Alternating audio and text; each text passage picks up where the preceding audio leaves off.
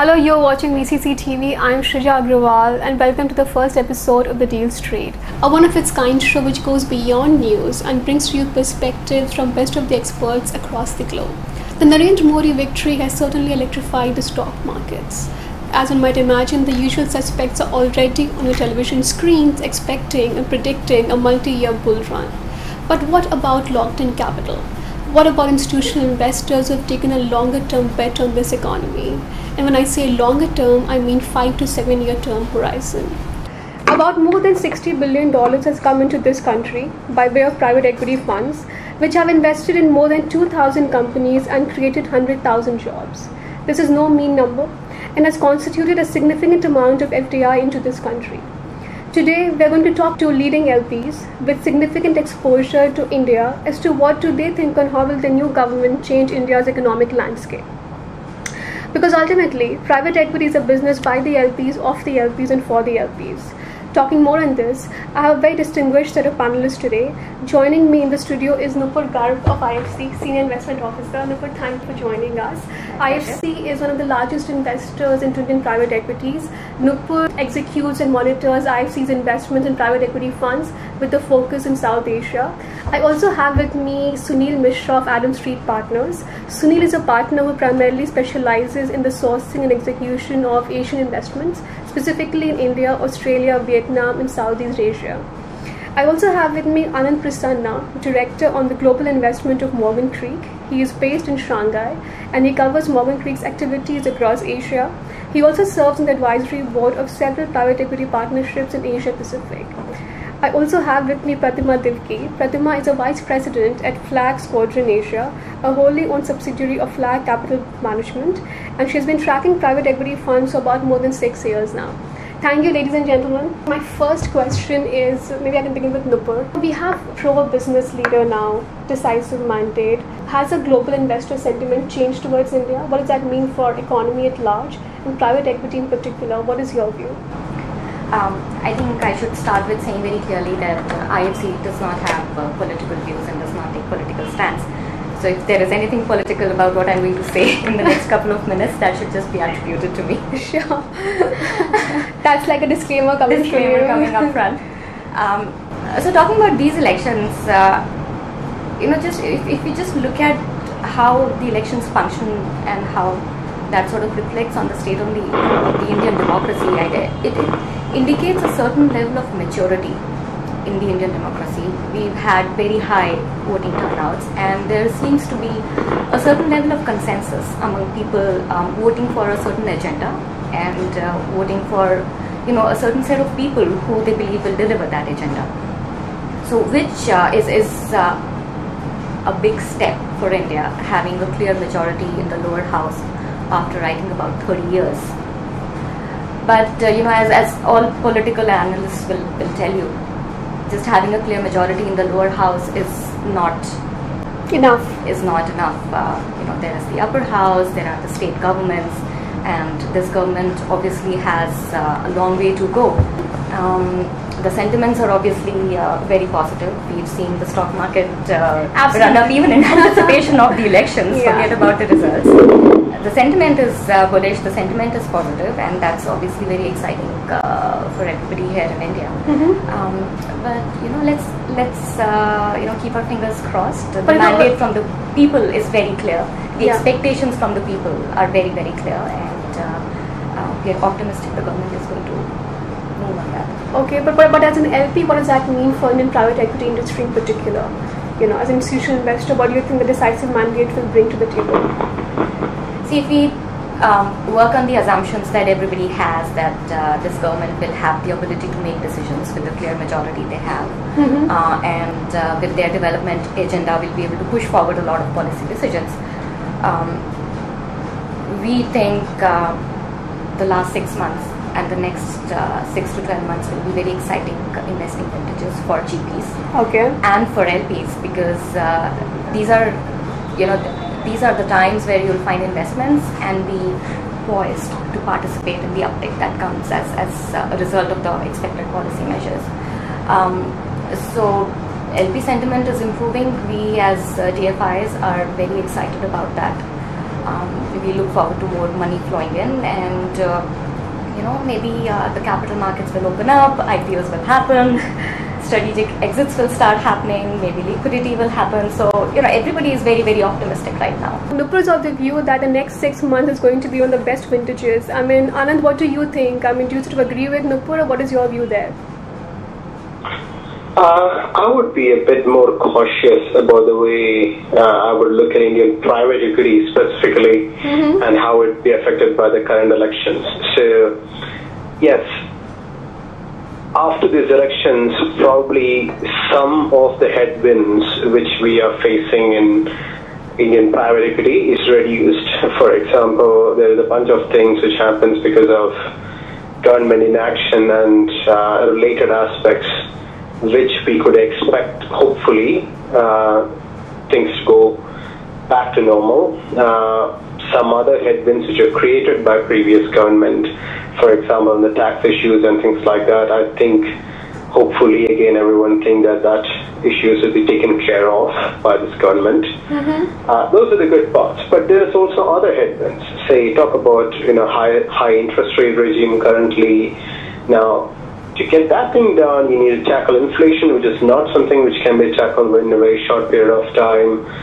You have a bunch of other things which the RBI have to be happy with to make sure that they bring the interest rate down, and that is, interest rate is one thing which is affecting a lot of portfolio companies, especially the guys who invested in infrastructure or manufacturing and things like that. So there is still a bunch of issues to be dealt with there. The second thing is liquidity. So the public markets have run up, but still it has not really meant that there's a ton of IPOs happening in India. And the IPO window really have to open up significantly for private equity to get liquidity, and we are yet to see that. So we are all sitting and twiddling our fingers and waiting when that is really going to happen. So there is some good things, but there is some long way to go for us. So we would say some headwinds stopped, and I'll just pause there. We are still waiting and watching. So definitely some concerns do remain on the macroeconomic front. So Sunil, if I were to ask you in terms of 3 or 4 sort of near-term expectations that you have from the new dispensation, particularly sort of impacting the private equity industry, what would those be? The wish list of LPs. So I guess among the key things which I think the government is already trying to do, and even previous government was in there trying to do, was to basically calm down some of the investor nerves. And that basically affects Indian capital markets and in general the financial world related to India in a very, very different way. So and we saw that in the stabilizing of rupee over the last 6 months, and as we're starting to appreciate as well. So I think the first and foremost thing which can happen in first few months is basically get down to some of the issues around foreign investor protection, be it related to tax, be it related to clear regimes in terms of FDI policies and how they will be implemented progressively over a period of time. So that is something that private equity investors and even non-private equity investors who are the long-term capital holders will be looking at very, very keenly, because in the end it is one of the world's greatest market for many companies and many investors, and that is what people want to see before they start putting capital in for long-term strategic interest. So that is what is I would say is key on everybody's agenda, and that is what one could say you can actually quickly see the kind of stance the government is able to take in the first 6 months on some of the critical issues. But what Anand said, I think some of these things are very structural in nature, and what I like about the soundbite which have been coming till now is that there seems to be a lot of intent for doing things right for long term. And we all agree that last time when BJP government came into power, there are a lot of things that they wanted to do, and they thought that they're in for a long haul, so they did make some of those structural decisions and changes. And while they couldn't follow through with all of them because they never got re-elected, but we could see the effects of those changes which kind of permeated through the economy for a longer period of time. So I would say that if some of those structural changes in terms of reforms and policies do get undertaken, probably this time with a better intent and better horizon because of the mandate that they have, I would say that the golden era of private equity, if it starts, it could actually last much longer actually. So I remain bullish, but I guess right now we are all handling the over expectation of this mandate, because this is really huge, and I don't think anybody kind of expected it. Even some of the exit opinion polls were proven wrong. So are you saying that they are always move on end with the behavioral swing of what people want to see and what happens. So are you saying that this could well be the golden era of private equity if the government sort of sorts out some of the structural problems, but that would take time? That's what we're trying to say, right? Yeah, because in the end, what I would say, what is that we, as a foreign investor, and I'm not trying to say on behalf of others, but you please feel free to chime in. Is that what do foreign investors back India for? India is the poster child for democratic for a democratic regime and its demographics, and both of them remain. And the current mandate basically is a big take in terms of how democracy works, and it should work well. So I think the market remains, some of the structural institutions remain. So I think everybody is bullish on the economy. We just need to see it work. So I think that is what everybody is waiting for. So it's a great potential. But I think we still have a government who's trying to do some things rather than UP, which should not do anything at all. So that should translate into some kind of improvement in the global LP sentiment. So I have Nupur, who is bullish, but Anand is still cautious. Sunil is okay. I mean, he's not giving a clear answer to it. Pratima, what is your view there? Yes, hi. I would actually tend to agree with, and I think I'm a bit more in Anand and Sunil's camp, cautiously optimistic, if you will. Okay. I think there are some, let's look at it purely from a private equity standpoint. As you mentioned, $60 billion has gone in. Mm-hmm. At the end of the day, something needs to come out for investors to reinvest. And, that part of it needs to be fixed. And how do you fix that? You need FDI reforms, you need tax policies, better aligned towards foreign investment, you need capital market reforms. And I think these are just some of the few things that could help and aid this industry where essentially, if you think about it, this is a government that has a high fiscal deficit and a high current deficit, and the only way that you can basically improve your GDP is to improve the infrastructure and the basics of the country that would help it to do business. And the only way to do that is now to look for foreign investing. So I think I'm more of the hope that this government sees that and makes it more friendly towards foreign investors, as opposed to making it ambiguous as we saw in the last few years, which confused everybody.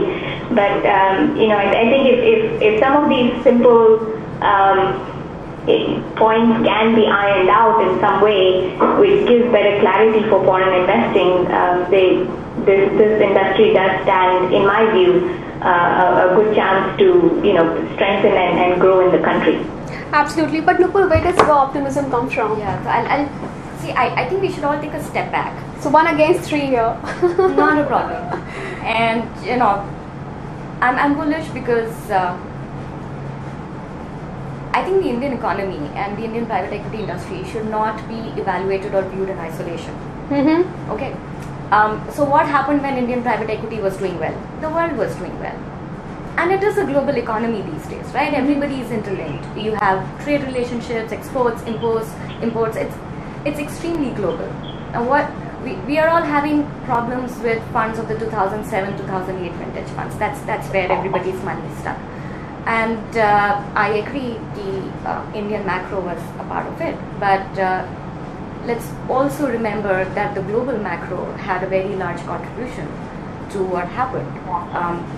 The global financial crisis happened, and the effects on most emerging markets, including India, actually trickled in a couple of years later. There was a time lag. Mm-hmm. And what has happened in the last few years is that everything sort of got compounded. The US was on fiscal brinkmanship, the Eurozone was threatening to fall apart and break up, and everything was slowing down. And the Indian economy, although we all like to believe, is very inward and very driven by domestic consumption per se, but it's not completely isolated from the rest of the world. Mm-hmm. what is happening today is that the global macro is also strengthening, right? The US is getting back on track, the Eurozone is stable again, there are policy measures and fiscal measures in place to address those economies. And that is going to flow towards India also. So there is the global macro which is now turning favorable. So that is one thing. And the global macro, in a way, the whole US fiscal policy, etc., was one of the reasons all emerging market currencies depreciated the way they did. Absolutely. India wasn't the only country that saw the rupee devalue, right? So there have been a lot of things that have happened in the last couple of years. Some can be linked to India specifically, but there are some that have been dependent on the world, and those factors are changing for the positive. And that is why we are bullish on all emerging markets per se, not only India, because we think the developing markets are back on the growth track. Their growth will drive growth in emerging markets, because obviously the emerging markets are logical suppliers of many goods and services to these developed markets, and these developed markets are the drivers of the global economies. So that is one thing. And then if you have a government which as of now seems to have the ability to take the decisions and had an agenda to drive development, it is a positive indicator. Now, I agree with Anand in saying that we need to see what this government finally delivers. It's too soon to take a decision right now. We have to give them 6 months, and even those decisions that they take in the next 6 months will actually play out in the next 12 to 18 months. But so nothing's going to happen in the immediate short term. Yeah, but Anand, I think there's certain bit of optimism that also comes from the global factors improving. If you talk to these emerging market fund managers, that they say that this will be a record year for FIIs inflow into India. So why don't we sort of see similar kind of sentiment from LPs like you? Actually, why don't I give you some more context about what we do in India. So we parallelly invest in the public markets and private markets in India. So I have a hat of both. And as we speak, we made a lot of money over the last few months in Indian public markets. And we are also raising separate capital in that space. So we are very bullish on Indian public markets going forward for the next 2-3 years. The issue which I have with private markets, and let me explain it a bit more, is private market fundamentals are very different from public market fundamentals in India. Structurally, the valuations in Indian private market, especially when good times come, just outstrip the advantage which you can generate by investing that money, like whatever the private companies generate from the private investors over the next 2 or 3 years, where you would have visibility. So this has been one of the biggest problems which we saw in 2006 and 2007, where people were outbidding one another. I'm not really predicting that the same thing will come back in the next couple of years as India turns around and the GDP growth comes roaring back up. But I'm still saying that there is a good chance that we may end up being in the same place. And the same thing happens. And you have to understand, markets are cyclical. Just like Nupur said, US markets are, developed markets are looking fine. But last quarter, our own internal view is that US actually degrew. And 2 or 3 months down the line, you will see a revision of US GDP in US will be actually 0.1% degrown. So the developed markets are not doing well. We may be actually looking at another downturn in the developed markets, which could affect the developing markets a couple of years down the line. So we may be looking towards another couple of years of good time in the emerging markets and bad time. And if you go into this good time in private equity, paying high dollars, in the bad time you'll be stuck with these companies which are not growing as you expected, and you suddenly see that the valuations I paid for 12 months forward is actually valuations I paid 36 months forward, and then you're stuck. So that is my worry, and I don't really fundamentally see the proof which I would like to see is I would like to see companies which are growing 20-30% getting invested by private equity at something like 25% below public market valuations. average public market valuations. That is when I see, okay, this market is interesting to do private equity. But and I don't see that fundamentals happening now. Yeah, sure. Please feel to rebut. Yeah. So I think that is a very big factor all LPs need to keep in mind. But I also think that is more a factor to keep in mind when you're looking at GP selection, because this is about investing discipline, and this is about how GPs identify and make investments. So if we look at the 2007-2008 portfolio, I think rough estimates are about 50% of the portfolio is unexited, and about 50% of what is unexited is unexitable. True that. Yeah. And unexitable for various reasons. Bad business models, too high valuations that have been paid, or companies that didn't have the strength to play out, or promoters, or whatever. So this is critical, but I think this is more to do with GPs and less to do with what a government can drive into the market.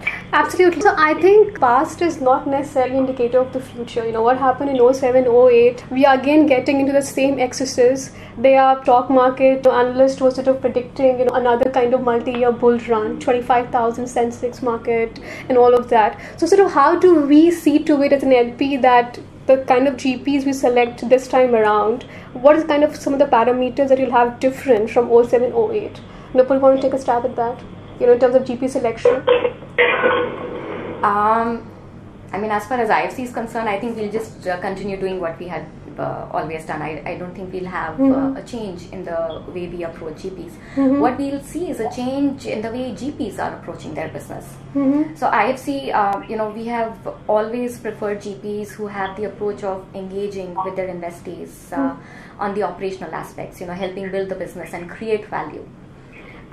We are not believers in GPs who sort of give out passive money. What we expect to see is more GPs trying to differentiate themselves in front of LPs by showing the kind of value they can add to their investees. And obviously, this has been a tough phase. There has been some sort of a cleanup or consolidation in the industry.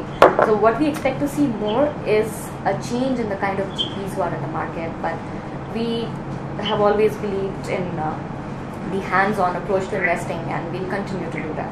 Sunil, so how do sort of GPs avoid the kind of mistakes they did in 07-08 as we sort of run into another year of excesses and bull run? I guess I would personally believe that what we went through Indian private equity between 06 to 07 in terms of going in and then trying to exit those investments between 2010, 2012 and 13 is a great lesson learned for most of the GPs who are still around. I think so have they learned the lessons is the question. Have they learned the lessons? I definitely think so. I'm the rest of the group can agree with me. I think the current set of active investors in India are probably the most sensible lot, because if the same people continue, they would also know what they are paying for and how realistic it is to pay for that. Because what I'm saying is that for a long term, these people just saw one side of the cycle. I think having gone through this, people would definitely be a lot more sensible, and actually that is reflected in the last 18-24 months about people who are actively investing. Most of them would you can actually see the deals, and you can see that people have finally come to the conclusion that there is actually a walkaway point and you don't need to do every deal. And that is what is, in my mind, is the mantra to making money in private equity, that you should be ready to walk away from the deal, which was not the case between 06 and 07, because we just saw one side of the cycle and we thought it was just going to continue in that way. But I hope that going through this painful correction, everybody knows that what you can pay for, what business you should get in, and what exactly in terms of downside protection. Even if you see how downside, what exactly it means. That in single stroke, actually, government interference or lack of can actually change what you're investing in. So we are seeing extremely sensible investment theses being developed by people, and people are actually, I remember, when I first joined in 07, everybody used to have a single outcome for every deal, and at least and I think on a broad cross section, I see most of the people having at least 2 to 3 options to exit the deal, and it's heavily structured up front, which was not the case 7 years ago. So I'm just taking one reference point, but I would say that there are many lessons learned which would probably serve people right, and hopefully this is if the current set of practitioners come back, and the same economy will do very well. So I remain hopeful that the correction will basically be a good lesson learned for the community. Sure. So I think global factors improving, Indian macros seeming certain bit of improvement. I think we're entering into a bull run. Also GPs, as Sunil sort of says, that are beginning to learn some lessons. So do we see this as a record year for fundraising or allocations into Indian private equities? What is your view there, Pratima? Will the allocations to Indian private equities increase for this year? My personal view is that, this is a long-term game. So, as you just mentioned in the beginning, this is an investment which lasts somewhere between 5 to 7 years. Our personal stance here has been, even in the downtrend when GPs were finding it difficult to fundraise, we did manage to pick 2 or 3 funds in India every year consistently that we felt were good managers to back, or good funds to back, good strategies to back, and we've continued to invest in the country, irrespective of whether it's been on an uptrend or a downtrend. And I think that is typically the way it probably should be going forward as well. From at least from my personal view, because this is after all a long-term game. If you can find the right managers who can execute sensibly, as Sunil said, looking at valuations, looking at structuring deals, looking at what is the right kind of deal to get into, being realistic about the kind of returns that they can derive from these deals, it is definitely a good manager to back. So I can't say whether this is going to see a bull run for fundraising. My personal view is a lot of LPs and a lot of GPs made mistakes during 2005 to 2007. Those were heady days.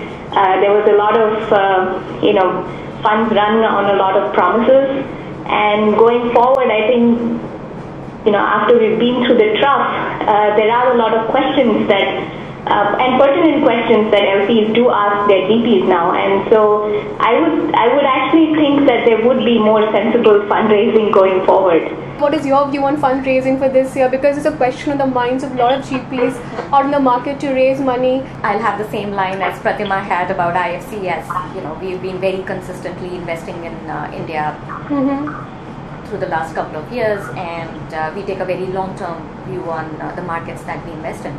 So we'll continue to do what we've been doing, put out roughly $100 million, give a few.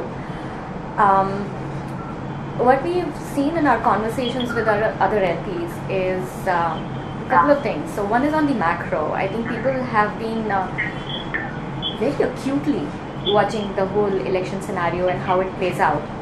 And in my recent conversations, a lot of LPs have taken it as a very positive sign to see a clear majority come into the government. And obviously there are nuances to all of this, but people seem to be opening up to having a conversation about India all over again. And which is a positive. And the very fact that the private equity industry has gone through a cycle, and there has been some sort of a consolidation in the industry, it basically indicates that the quality of GPs available in the market per se is more experienced people than some we had in 2006, 2007. That's good for the industry. That's good for LPs, right? So LPs are looking at a more experienced set of GPs, GPs who've learned some lessons, and an improving macro. So our conversations have indicated a revival of interest in India, and which was a complete sort of no like few years back, at least 2 years back. I'll give you a specific example. Sure. So IFC has this global private equity conference in partnership with MPR, the Emerging Markets PE Association. Sure. Every year in May in Washington. About 800 odd people come from all parts of the world. And the last 2 years, the India session was quite unattended, and this year it was full. And so interest is coming back. Interest is coming back. The room was full, and we take that as a sign that people are thinking about India again. Now, whether that translates into investment decisions this calendar year, next calendar year, or never, that is a different discussion altogether, and I don't think any of us can take a call on for the industry as a whole, but the interest is back. Okay, Pratima, you also mentioned that you would be asking some more pertinent questions as both LPs and GPs seem to have matured and launched in the past cycles. Can you sort of give us some examples of those pertinent questions, starting from Anand? Maybe Anand can sort of throw some light there.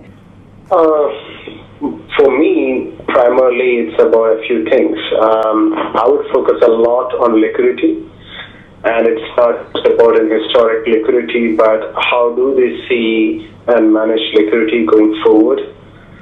We do have a preference for managers who have strategies which focus on getting at least a little bit of folio on liquidity and don't have a strategy where you're waiting for everything to be paid out after year 6. That is one. The second thing which we focus on quite a lot when we talk to managers is people who try to kind of stand out of the crowd, because India always had been a generic growth capital market for at least 80% of the private equity market out there. So how do you differentiate? And it's not differentiation for the sake of differentiating, but it is differentiation because you know what's the next big thing, and is this a manager who can really see the next big thing, trend, the next big industry which is not being over-invested or pretty bid up. That would be the space where that's the kind of managers whom you would like to back, because that is where we really see that the outperformance would come from in investing in emerging markets. For example, I can be a bit more specific. Tell me as a GP, if you are making 15 investments, how exactly are you going to plan out your capital return cycle? How are you going to plan out? For example, we have managers in our portfolio in other markets who come out and say, okay, fine, I'm making 20 investments, out of which 5 are going to be probably, these are my 6-year, 7-year holds, which are the multi-baggers. I have another 10, which are going to be anything from 3 to 5 year holds, but I also have a few of them which are going to be less than, they can be pre-IPO investments where I will invest and harvest very fast. You may just get a 2x. Now, I'm not saying this is the model to follow, but I actually like people having that level of clarity on the way they look at liquidity. Interesting. And it could be also from a very different point of view. It could be saying that, okay, look, half of my portfolio I'm actually going to do control deals. And this will be control deals in which I'm going in with the potential strategics who would buy this company out from me in year 3, year 4, year 5. Okay. That could be a way of thinking about liquidity. So I need to know, it's not like broader, when we invest, we think about exit in the day one. No. How do you think about the investments? Tell me more in detail. Tell me about your plan, how you plan the schedule, because that is very important for us to understand. Okay. And the second point which I mentioned about, being visionaries in terms of investing, we'd like to really see their thesis on the 2 or 3 or 4 industries where they like to focus on. Why they focus on that, what do they see very different, and what do they see different from other people in the market? Why do they take that call? Probably, I would assume that most of these calls will be something which but not everyone in the market is taking. Is it a good time to do fundraising? What is your view, Nupur? I think it's a better time than it was a couple of months back. It's a better time than it was last year. Okay, Pratima, if you were to give me some sense of what strategies sort of make sense now, in the current macroeconomic environment, what is your view? I think just to go back to your previous question on whether you said is this a good fundraising environment. I think for a first-time fund, unless it's a fund where partners have a serious track record that they can rely on, I personally don't think that fund managers will find it very easy to raise money, unless there's a strong backing and conviction as to, that they can deliver the kind of returns they can. And if it is a second-time fund manager or a third-time fund manager, then the proof is in the pudding. I mean, what have you done in the last few years? however you worked on your current portfolio, that will determine on how much conviction you can provide your LPs into raising your own fund. And how does that sort of tie into the next question that you just raised in terms of what are the new strategies that we see emerging? I think most funds in the market that we see today are still generalist with a slight twist. So they come into whenever we have the meetings, it's typically these are the 4 sectors that we will focus on going forward. These are the reasons why we think we should be focusing on these 4 sectors. These are the partners that have expertise in this sector, that their track record in these sectors, etc.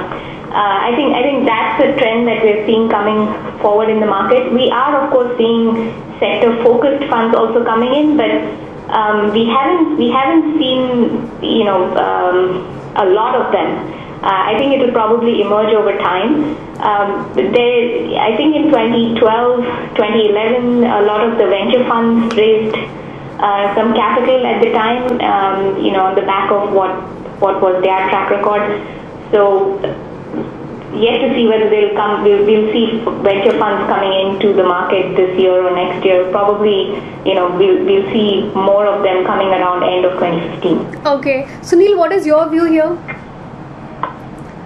So my view is that I think India is still very early for sector specialist strategies. I think we are still at a phase where generalists with a couple of sectors or few sectors focus in terms of their investment expertise and their investment focus still kind of makes sense. And I think most of the managers that we look at, especially in the growth space, I think given the depth of the market, some bit of flexibility on the public is also a true feature of Indian private equity. And given how shallow the public markets are and how wide they swing, actually, if there is a guy who has the skill and the savviness, they can actually differentiate themselves in making some returns there. So I think it is still very early. I've always believed that other than infrastructure, there is no other sector in India where there is enough depth to be able to put together a well-diversified portfolio over a period of 3 to 4 years. Healthcare is emerging, and I think there is some scope there, but you also have to see that most of the generalists also have skewed their portfolio towards healthcare, and it's not specific to India. It's kind of a global theme right now. But my other view is that about the fundraising question that you just raised about how it's going to be easy and all those things. I think we have to look at fundraising in the backdrop of the global fundraising, and I don't think global fundraising except for the US is easy anywhere, and there is a very stark you can say haves and have-nots, and the scrutiny is extremely focused on liquidity, because I think we have all global investors coming through the GFC have been sitting on illiquid returns for so long that I think once that liquidity starts coming in, people are basically tend to be biased towards managers who have been able to generate liquidity at the first available cycle. So I think liquidity is right now the key and center of every discussion, be it in India, be it outside. And is this a good time to go fundraising? I think this is a great time to go fundraising. At least the discussion will be more about what you do rather than what the government has to do. So at least that particular first deck of the question is off the table. And my understanding of Indian private equity guys who are thinking of coming to market, be it first time or be successful funds. The next 6 to 12 months, we'll see quite a lot of known names with who I think should have reasonable success. So, notwithstanding the kind of fundraising we have seen for Indian focused fund, the next 6 to 12 to 18 months could actually see a lot of money going into Indian private equity, because these are probably one of the better of the GPs or the survivor of the lot. At least some bit of optimism seen from Sunil. Sunil is finally optimistic. Some bit of optimism seen from Sunil at the end. So I think Nupur just taking I'm not a pessimist. I'm an eternal optimist. But I just want to be sure that people don't misunderstand the optimism as a blindsided optimism. Okay, thanks for the clarification, Sunil. We get it. Unlike us, Sunil don't do shots. So I think Nupur, you mentioned a key point that at least it will be better from the yesteryears, fundraising. So if you were to have a view in terms of like venture specifically, which looks very exciting right now, you've had some exits like Make My Trip, that style, so what is the view on venture or the early stage market? maybe I can begin with you and go towards the LPs, in the cycle. Yeah. Sure.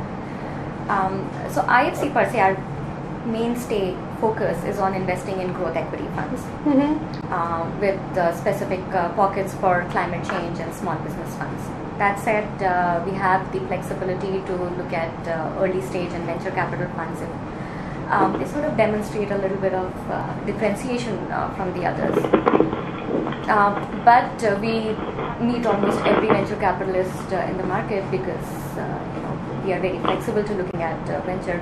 What we're seeing is it's really picking up. There is a lot of momentum. There is more activity. There's more interest, and with the high levels of internet and mobile penetrations in India, I think everybody is evaluating different technology-based platforms.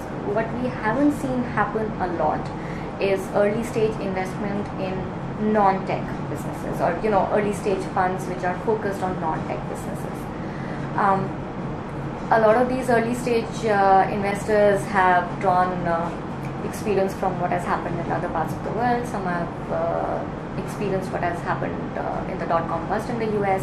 So they have a perspective and they have some experience that they can apply to what they think could happen in India. So we see the activity really having increased and more people out there. Let's see. Okay, Anand, what is your view here on the early stage venture market, especially that you have also have some experience working with Sequoia Capital? So, what is your sense there? I asked this question because a lot of momentum is seen in the early stage market in India. Yeah, so early stage of venture, even early stage and late stage venture in India is something which we are quite bullish on. In fact, in the entire Indian private equity space, I would say that is one space which I would pick to be the most bullish on at this point of time. And it's due to specific reasons. I think mobile and mobile data is going to change the ecosystem. We have seen that happening and have benefited a lot from that. And the same thing is going to happen in India. The second thing is the entire early stage funding or angel funding, seed funding space, and all the incubator space in India is coming of age. It still have a lot of space to grow and a lot of things for them to come from the US. But I would say there is a lot of capital going into that space. There is a lot of manpower going into that space, and the fruits of that would actually be good companies coming out of that ecosystem for venture capital investors to invest in. And then if you compare how much of money is chasing these good companies in venture capital, it's actually it is a significant amount of capital, but it is not a crazy amount of capital just chasing these deals. So we feel that venture capital is a very interesting opportunity in India. Okay. And we'll be focusing on that. Interesting. Sunil, what is your view on PIPE? And you've really been very bullish on Press Capital. Do you think it's a good time to raise a public market fund? But yeah, we've had good experiences investing in Press Capital. Okay. So, and I think in different, and let me put that statement in context, is that, and it's been our experience across emerging markets that in some markets the private markets are not that enough, they're not deep enough. And that's why some level of flexibility can actually make sense for people who have the skill to be able to operate. And I think in general, capital market savviness is a skill that most GPs should have. Once you start focusing on liquidity and exits, I think that is a must-have skill. In developed markets, the PE practitioners have that skill to start with because of long industry experience. So in newer market, we are not able to understand the premium that should be given to that particular skill, and people sometimes miss that. So you can build and you can have great companies, but if you don't know how to extract value out of it, how to monetize it, it's usually left on the table. So coming to a point, what do we think about it? I think there is always an opportunity. The markets have run up a lot, so they might now it's a very specific micro game rather than trend game. But should somebody look at it, definitely if they have a track record of performing, they should definitely look for it. So I think completely remain optimistic. I might just want to add a couple of points on the venture story that we are talking about. So we have a significant venture exposure to India as well, and hopefully it will all deliver for us. So it will look very, very good on us. But my view is that, in Indian story, when you talk of the secular long-term growth story, growth capital still is an important part of it. But given the valuation discussions around the growth, venture becomes a good way to express it, because you can actually go at the bottom and you can actually build it, and that is where you are basically capturing the same economic growth and same trends, but you're not paying up for it up front. Now the question is there enough talent in terms of management, entrepreneur and VCs to be able to build those companies? So what the last 4 years has shown us that there are a lot of Me Too's, but there are companies which are coming through which are of size and scale, and of course they are getting uplift from all the technological trends of mobile and internet penetration and data. So I think we remain bullish about the venture opportunity. So I think, if each one of you were to give like one message to the GPs out there who sort of, listen to dive with your conversation, like the last word, what would that sort of look like? Maybe it could be like in terms of how to avoid the mistakes of the past, what to look for in the future. I think maybe I can begin with Anand. Anand, you can sort of start with that, and I can go towards Sunil, Pratima, and I can end with Nupur. Well, my best message to anyone who is focusing on Indian private equity at this point of time is just focus on liquidity and get your liquidity message across very, very clearly to investors. Okay, Sunil. That is the key. Okay, Sunil. Yeah, I guess you got to tell us, how you're going to, if you have a portfolio, how you're going to exit it. If you don't have a portfolio, how you're going to build it. And I think the focus should be on something that you have done or something you have really, really great skill and expertise in doing. Okay, Pratima. I guess something along the lines of what Anand just mentioned, liquidity, but I think more specifically and to the point, I would just ask every GP on how they manage their Jcurve with management fees and carry and all the fund expenses that they charge LPs. If you can show how you intend to manage your Jcurve, then that would be something that would be quite interesting for me to see. Okay, Nupur. I think I would tell GPs that in the current environment, it is most important for them to differentiate themselves in front of LPs, be it in terms of their investment strategy or approach, or just what they're able to bring to the table for the investees per se. That is something that can attract LPs' attention, because it's a demand-supply equation right now. The demand of capital versus supply of capital. So you have to stand out, you have to differentiate yourself. Okay, thank you so much, my panelists.